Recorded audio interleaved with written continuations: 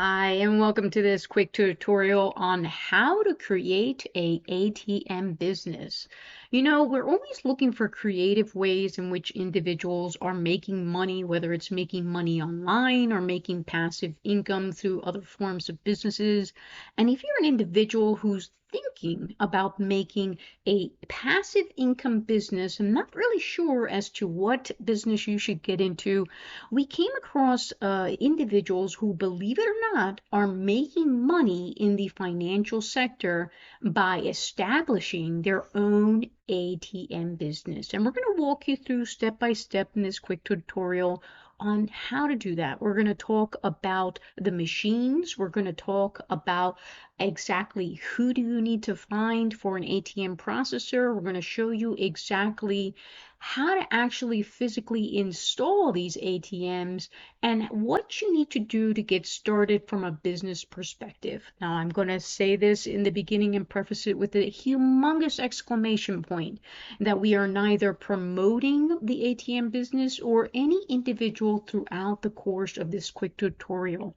We are merely presenting you an option that you may want to consider if you are in fact looking for creative ways to make passive income and make quick money on a monthly basis. So that's all that we're doing here. I also want to say that to start an ATM business, you do in fact have to be 18 years or older. And it goes without saying that any information you find in this video is by all means not financial advice. So with that being said, let's get started.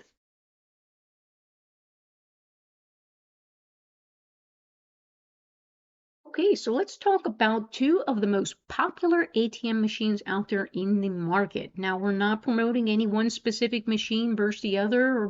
Bear in mind, we are merely presenting these machines as a possibility. There are other brands out there beyond the two that we're going to present. But let's go ahead and get started. The first machine that is most popular out there in the market is called the Hansung Halo 2. And this is actually where you can find the manufacturer to gain additional information as to this specific ATM. But what you're going to find now in the market to purchase a brand new ATM, because that is one of the most common questions we get asked, is that's great, I want to get into the ATM business, but how much does a machine cost? A machine averages anywhere between $2,400 to up to $2,800. Now, that may seem like a big hefty price to pay, but bear in mind that if you buy a brand new ATM, you're going to be on a monthly basis generating passive income anywhere between $500 to $1,500 a month in passive income, depending on where your ATM is located. So if you do the math and you purchase an ATM for, say, $2,500, it should only technically take you a couple months, 3 to 4, maybe 6, depending on your location, to recoup all the expenses that you put into that brand new machine. And bear in mind, that's a brand new machine, so that machine can go quite a number of years without any maintenance. Hopefully without any maintenance, that is. Now, with that being said, the Hansung Halo 2 is on #1 pick as far as ATM machines out on the market. It is one of the most popular. So what is a second option that you have out there? Let's go ahead and look at that. The second option you have is the Gen Mega G2500.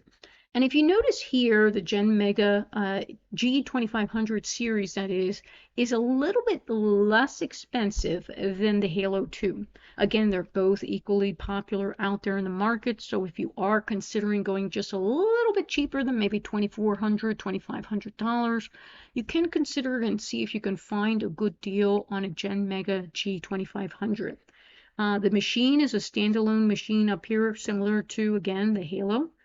It's a standalone machine right up there. Let's go ahead into this picture. Over here, you're going to have your little section where you're going to have a cassette note. This little box opens up, and in there is that secured security lock. Once you get past the security lock, there's going to be a little, what they call a note cassette. A note cassette basically is the cassette that holds all the physical money. Now, you may be saying that's great, but how much money do I have to put in the machine just to get up and running. Well, those cassettes, in theory, really hold up to either you can buy a cassette that's 1,000 notes, 2,000 notes. A 1,000 note could store up to maybe up to $20,000, so think about that. If that is, you're putting $20 bills. So if you do the math, 1,000 notes basically means, think of it like a $1 bill. You can put a bill in there. So 1,000, if you put 20 $1,000 bills, you can fill it up to about $20,000. But the reality is that when it comes to starting an ATM business, for the most case, usually people start off by filling the machine with only $2,000, maybe $3,000. And the amount of money that you store in the actual cassette is really at your discretion. And the amount that you also store is going to be dependent on how often you want to visit that location to refill the machine. Goes without saying that if you put in a machine, $5,000, chances are you're not going to have to come back for quite a while versus if you only filled up the machine with $1,000. So again, it's at your discretion. Now, the Halo 2 and the Gen Mega are in fact two of the most popular ATMs out there. Now, we often get asked, should I buy new or should I buy used? Yes, in fact, you can buy used, and if you notice here, you can go to eBay and actually find used or actually brand new ATMs and even used ATMs if you're interested in buying a used ATM. Well, let me begin by saying with a humongous exclamation point that if you make a decision to buy a used ATM, no different than buying a used car, you're going to be allowing yourself to be subject to repairs. You're not necessarily going to be in a situation where you're going to have a level of comfort because at any point the reality is that that card reader, the keyboard, or maybe another part in the ATM may need repair. And if that's the case, by buying used, yes, you may be saving $800 to $1,000, but if you end up having repairs no different than a used car, you're going to have to actually spend all that money to physically fix the machine. So you may be asking, that's great, okay, if I buy used, how much does it cost to physically repair an ATM? Well, that goes without saying that it depends on the type of part that needs to be replaced. A general visit from an ATM technician to fix an ATM or even diagnose the issue is going to cost you anywhere between $300 to $400. So think about that. When considering buying new versus used, you may be saving $800 up front, but you actually may end up spending that money to repair the machine if it breaks down. Now, when it comes to the roll of paper, the roll of paper is not expensive at all, and a roll of paper in an ATM could last you up to a year. Roll of paper, you're going to find suppliers out there average, $30, $40 for a roll. You may spend up to $100 for a couple rolls. So think about that. It's not an additional major expense at all. So if you're investing $2,600 to $2,800 on the machine, you're getting on average $500 to $1,500 in passive income on a monthly basis. Think about the long term and invest in what they call is a keypad shield. A keypad shield is nothing different more than just a little plastic that's put on the keypad that protects the machine from individuals using the keyboard. It protects it against debris. God forbid someone spills something. It's that added layer of comfort knowing that you're protecting or minimizing the wear and tear on the keypad, because bear in mind, people are going to be using that keypad a lot. Now, when it comes to repairing a card reader, if by chance it actually breaks down, I will say this, that you can actually Google videos on how to install one of those card readers. It literally is about popping it out and popping it in. But if you're not necessarily comfortable doing that and you want to hire a technician, as I said before, an ATM technician is going to cost anywhere between $350 to $400 to come and actually repair the card reader if in fact it breaks down. Now, if you buy a new machine should come with an automatic manufacturer warranty, and that averages anywhere between a year to 2 years. So keep that in mind if you are considering. We always put an exclamation point. If you are new to the business, consider buying a brand new ATM and save your the headaches in the long term. Again, an ATM, if purchased new, should last you quite a number of years. If you buy used, it really is a question mark as to how long that machine will last.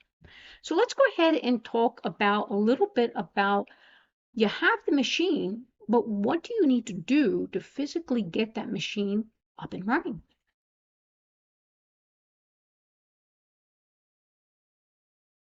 Okay, so we talked about making the purchase of the ATM. Now you need to focus on the second component that you need to physically make the machine work, which is the wireless connection of internet. Now, you have two different ways, and even more than two different ways to go about doing this. You can do it the old school way of establishing an Ethernet cable to get that connection, or you can do it wireless. And if you are considering it wireless, you also have the option of saying, do you buy the entire wireless modem? Or do you simply find a service that gives you the wireless modem, no different than nowadays if you find that through like a Comcast or Verizon, where they're going to physically give you the modem just by signing up for the monthly service. So if you're making a decision to buy a wireless modem, by all means, do your own research. We're not necessarily promoting this manufacturer here or this vendor of this wireless modem, but merely showing you that they do exist. Do your internet research out there. And if you're making a decision to physically buy the modem, it's going to average anywhere between $150 to, as you can see here, up to $250, depending on the model that you choose. Now, if you are choosing to purchase the modem for your machine, bear in mind, look at the G's that comes with it. Invest in the 4G versus a 3G, because you got to think of the long-term gain in new technology coming out there. We're going to be at the 5G.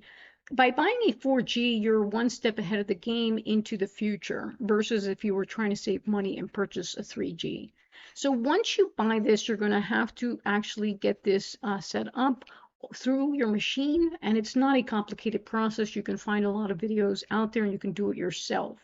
So that is the second component that actually makes the connection from, again, the financial connection to the banking account. Everything goes through the internet connection that you establish, and it's the ATM internet connection.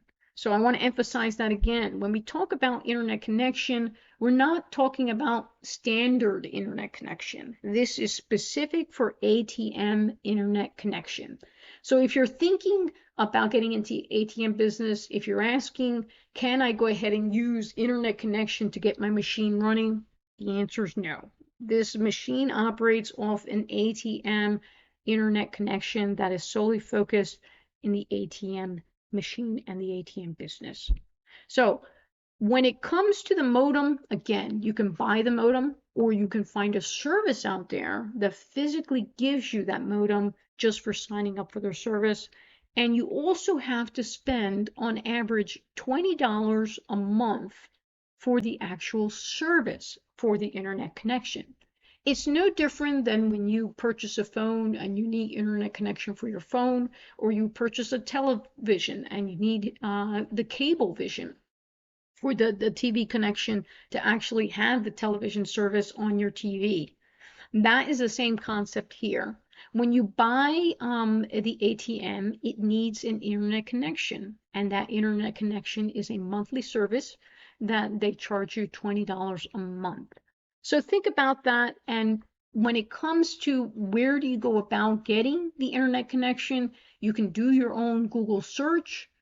Sometimes when you actually purchase the machine, you may find that the ATM vendor that you purchased the machine from actually offers the additional add-ons of the internet service that you need, and in which case make sure that you actually look at their terms of agreement. Here's another vendor, Rocket ATM. If you notice here on their website, they're also selling wireless modems for ATMs. Now I'm going to say this, and I'm going to say this with a humongous exclamation point, that no different than when you're choosing who provides you your internet service for your phone, or for your TV, your television service, make sure you truly understand the contract that you're going to sign for this ATM internet connection. Do not lock yourself into a contract that says you have to use that specific ATM internet vendor for, say, 2 or 3 years. Make sure that you have a contract that allows you the option at any given point to get out of the contract at any point without paying a penalty fee. And that goes without saying that you should do that with any type of agreement that you sign out there in today's market, because you're not necessarily 100% guaranteed that you're going to be in the ATM business 3 or 4 or 5 years from now. So you want to make sure that you're not locking yourself into a service that you may or may not use into the future. So again, think about that when doing your research, and when you're thinking about the wireless connectivity to your ATM, more than not, you can find that the vendor in which you bought the machine from does in fact offer the internet service through a third party, but you can go directly through them, almost like a one-stop shop. Now let's go ahead and talk a little bit about what other things that you need to do to get your business up and running. Okay, so we're going to talk a little bit about ATM processing, and keeping ATM processing very simple at a high level.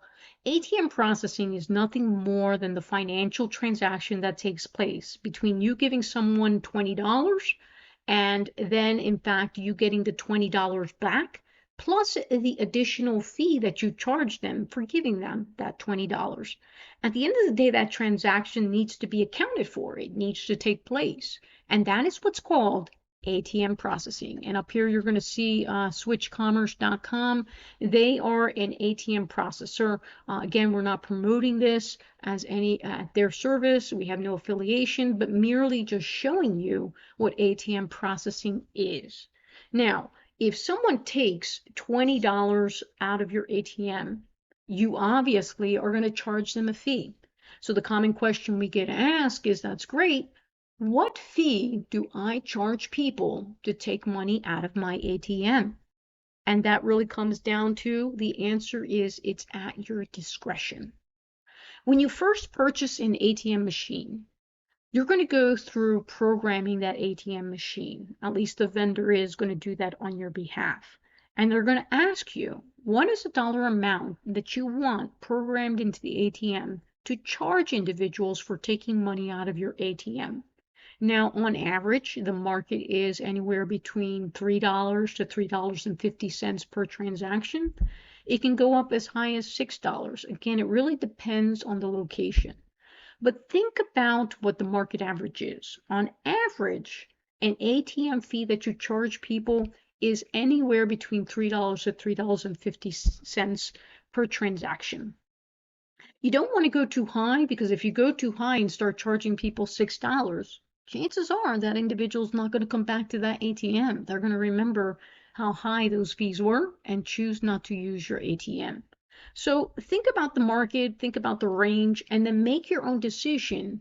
And then have, when you purchase that ATM, have the vendor program that ATM to do just that. So again, that's programmed into the ATM once you purchase it. Now, you may be saying, that's great, I'm going to charge someone $3.50, but can I cap how much money they can take out per transaction? And the answer is absolutely yes. If you want to say, okay, I'm going to limit someone taking $200 out of my ATM per transaction, by all means, you do have the ability to actually program these machines to do just that. So keep in mind what the ATM processing is. It's basically programming the machine to charge a certain amount of fee, whether it's $3 or $3.50, and then charging that individual that fee, and then the process of taking that fee plus the money that they took out of your machine and putting it back into your bank account. Now, bear in mind that this process also needs your banking information. So when you purchase your ATM, they're not only going to program your machine, but your ATM processor more than not is going to be the vendor that you purchased the machine from, or at least that's the way it should work. And then they're going to say, okay, that's great. Where do you want us to actually program to have the money sent back into your bank account? And that's when you're going to give them your ATM business checking account. And you're going to give them that information so they can program all of that behind the scenes to ensure that you get your money back into your bank account. Now, that's great. And you may be saying, okay, how much should I be charged for ATM processing? And the answer is absolutely nothing. Let me say that again. You should not be charged for any ATM processing. Now, if you find a vendor out there that's going to charge you for ATM processing, then I would highly recommend not choosing them, because more than not, industry standard is that you are not charged with ATM processing. It should be absolutely free. And that's why we highly recommend you vetting out who you're going to buy your ATM machine from, not only the machine portion, make sure that they're going to program the machine absolutely free for you, and make sure that they're going to charge you absolutely nothing for ATM processing, and that they actually provide that service for you. So Switch Commerce is in reality just an ATM processor. But again, if you go into like Empire ATM Group, you're going to be able to see through these vendor sites whether or not only can you buy the machine, but whether or not they actually do ATM processing, and then vet them out that way. Hopefully this gives you a quick insight into the world of ATM processing. And let's talk a little bit more about additional services that you may want to consider in running your ATM business. Okay, so let's talk a little bit about cash vault services and exactly what that is. Cash vault services essentially is you basically hiring someone else to come and actually reload the money in your ATM machine. And you will find more than not that when you go ahead and try and find vendors to actually physically purchase your machine, you're going to find that they may add additional services such as cash vault services. Now, as we said before, and let's just emphasize this again, that on average, the amount of money typically people put in an ATM is roughly anywhere between $2,000 if they're just getting started, up to maybe $20,000. Of course, ATMs have a little bit of security vaults in front of them, so people can't necessarily get access to the money if they try and break into the machines. But with that being said, if you are loading up a machine that with only $2,000 and it's a high volume transaction location, chances are you're going to find yourself visiting that ATM maybe every other day, a couple times during the week, simply to replenish the money in that ATM. And if this is a side gig for you and you are looking to have it be extremely passive, an option that you do have, and this is optional, is to hire a company or a service of cash vaulting that basically does that job for you. So again, if you are interested, we just wanted to introduce this concept to you to get you acclimated to understand that in fact this service does exist. Now you may be saying that's great, but how much are they going to charge for cash vaulting, going out to the machine and actually loading the machine for you? Obviously, the transactions from a money perspective, they're going to have your bank account information, and that process is all going to be set up that they'll have the funds available to do that. But what they're going to charge is really, it varies per vendor, and you're going to have to do your own research. Some vendors actually charge a percentage of what it is that you're charging people out of the processing fee. For example, if you're doing $3.50 a fee for individuals taking money out of your ATM, you may find that a cash vault service, they may charge you 25 cents or 50 cents per transaction. And they may have it that way where you're spending 25 to 50 cents out of the $3 or $3.50 that you make. Now, in the long term, you may save on gas and the time and money that it takes to replenish the ATM, but bear in mind that the money that you're making per transaction in an ATM is really anywhere between $3 to $3.50, maybe $4 if you splurged on doing a high transaction fee, and that you have to account for that because you're going to have a lot of other expenses that may come up. So make sure that you truly understand all of your expenses before making the decision to actually physically hire someone to replenish that machine. If that location is not really generating a lot of money, you may want to go ahead and, in fact, just save the money and actually restock that machine yourself. So hopefully this gives you everything and anything you need to know at least a high level as to what people charge out there and a little bit about this service as an add-on if you in fact continue to grow your business and find that you want to save time and money and gas in restocking the ATM machine yourself.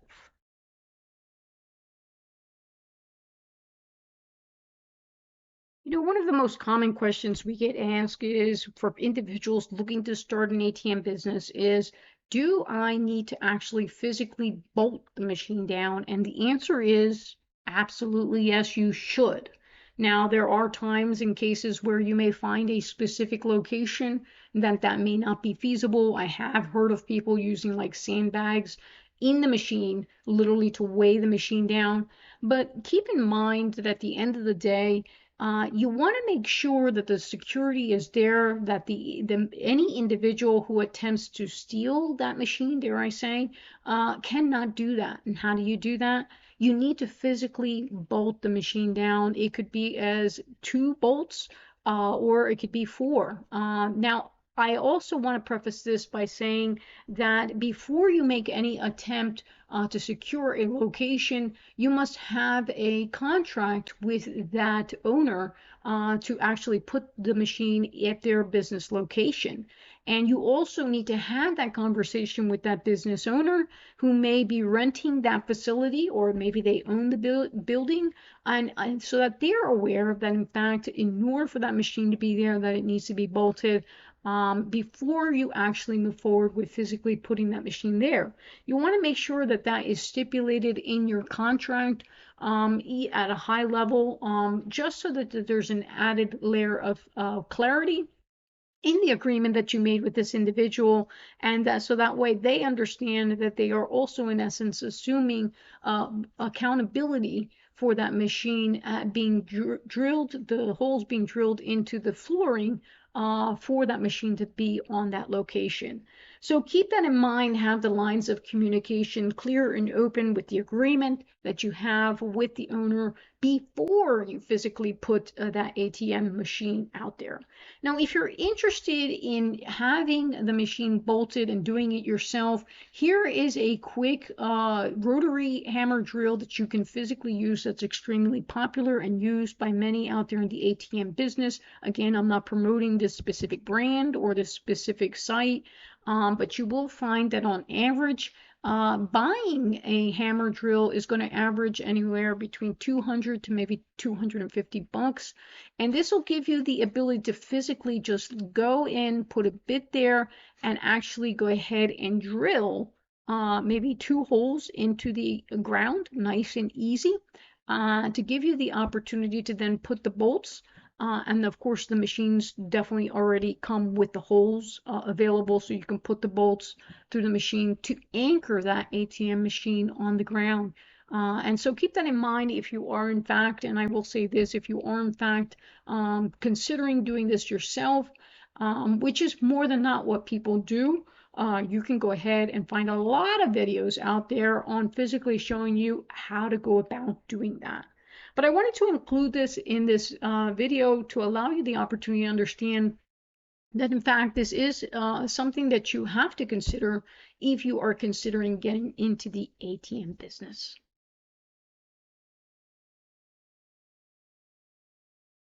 Now, today we're going to talk a little bit about ATM business specific to establishing a business checking account for your ATM business.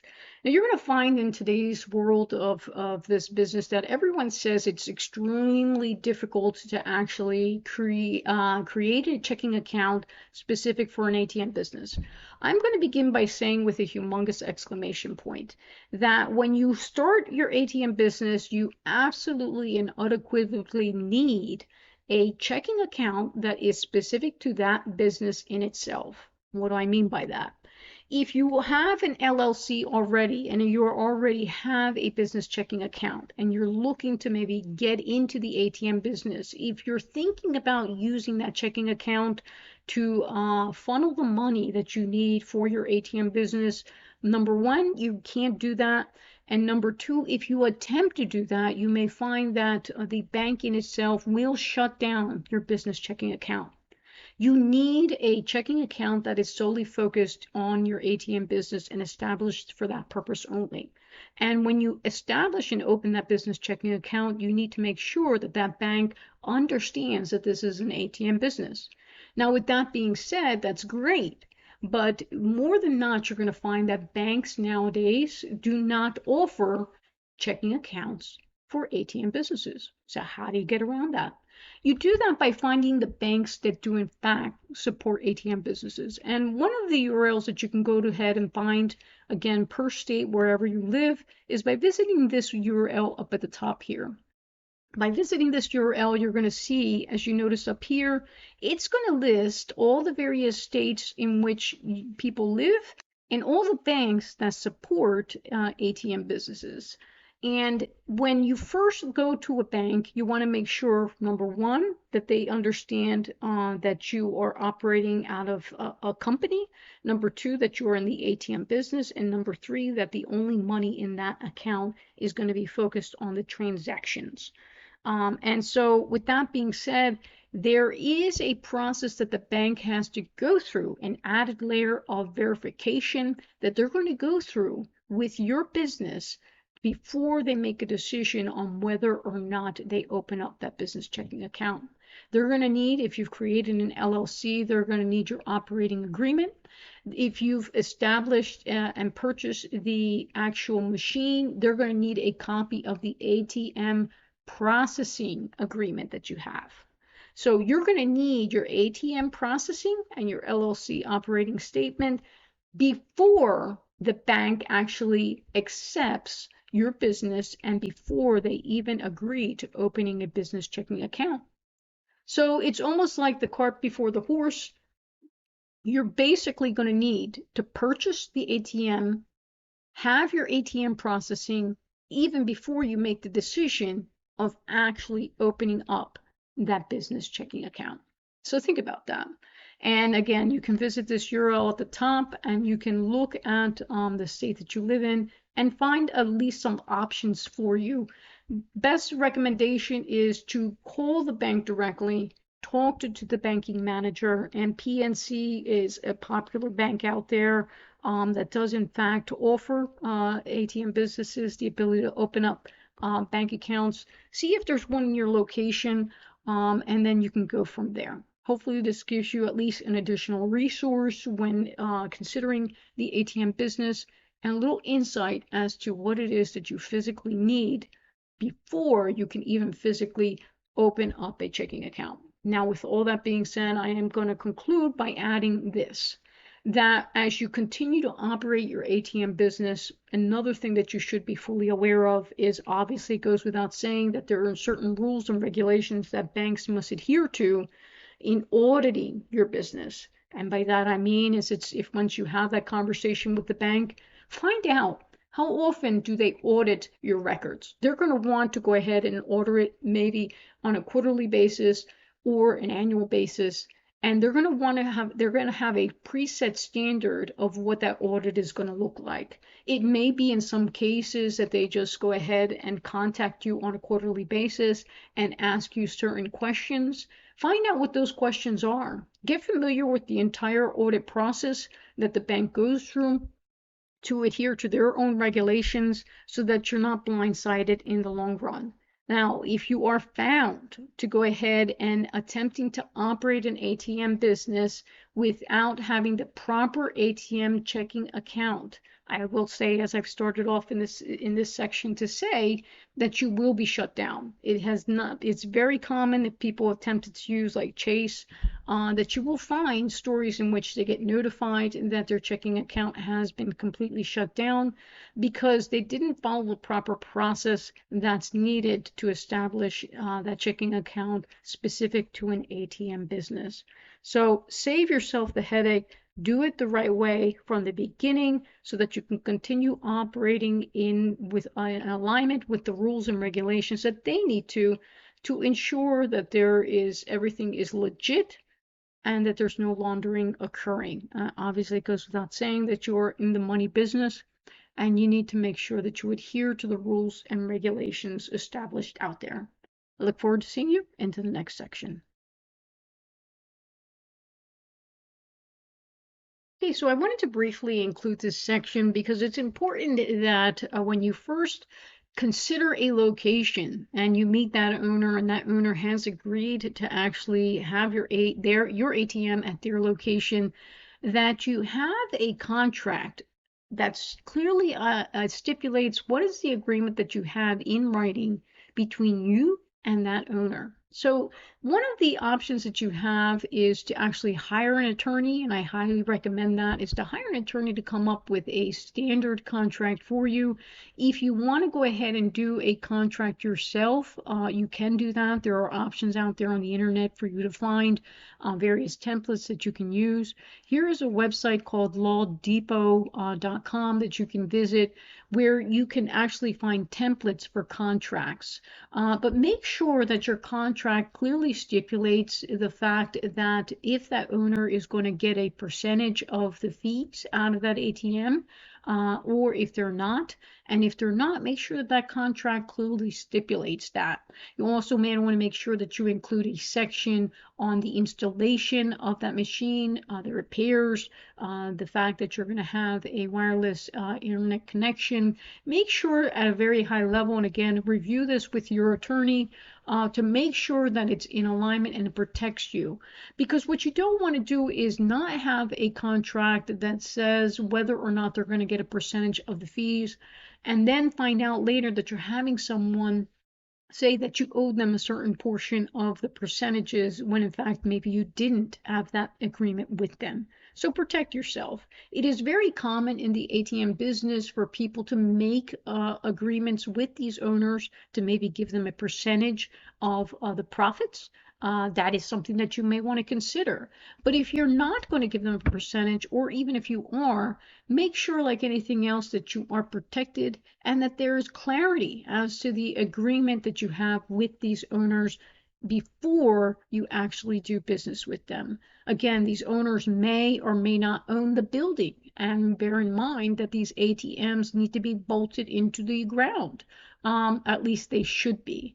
So make sure that there's clarity as to how are you going to handle the installation or the holes in the event that you actually have to drill holes into the ground.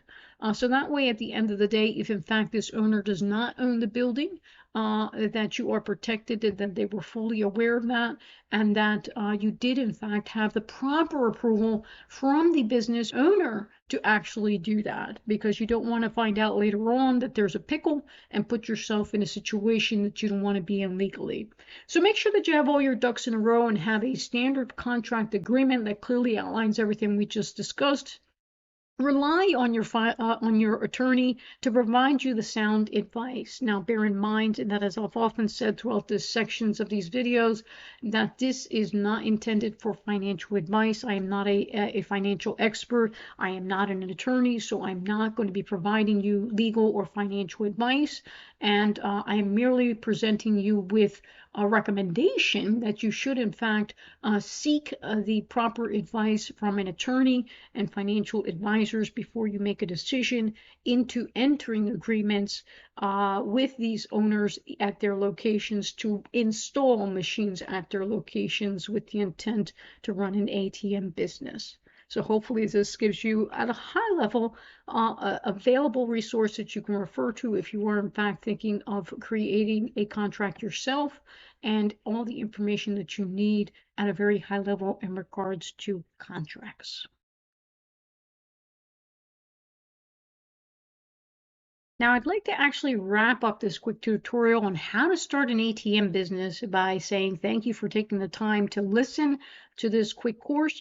And I want to also emphasize again, as I've often said throughout this course, that this quick video is not intended to be financial advice, but rather just to get you acclimated on how individuals go about creating a ATM business and all the various components that go along with that. Again, thank you so much for watching this quick course, and I look forward to seeing you into the next video.